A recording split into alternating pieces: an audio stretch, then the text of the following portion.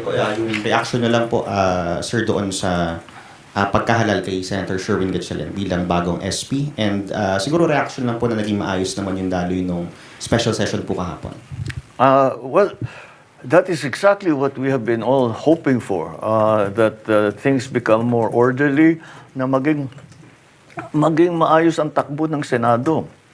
Dahil kung titignan ninyo, yung mga ibang priority bills na sinabi natin kung bakit ang special session ay dahil doon.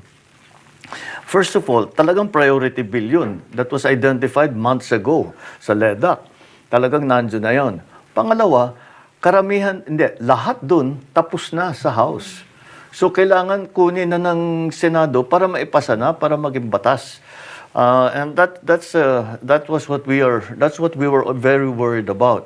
And of course, the appointments, the FA, yung appointments ng mga general, all of those just came to a dead stop nung nagkakagulo.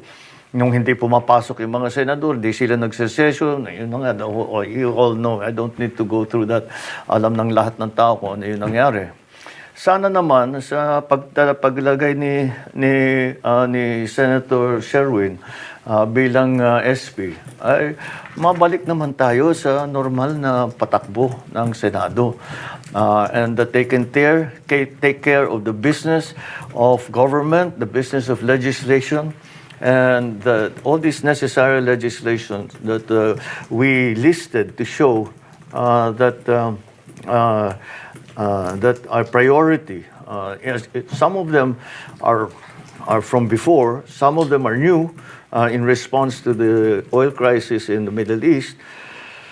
Iba-iba, pero lahat kailangan. At lahat ng kailangan na ngayon. So, with those two elements, na tapos na sa House, inaantay na lang ang Senado.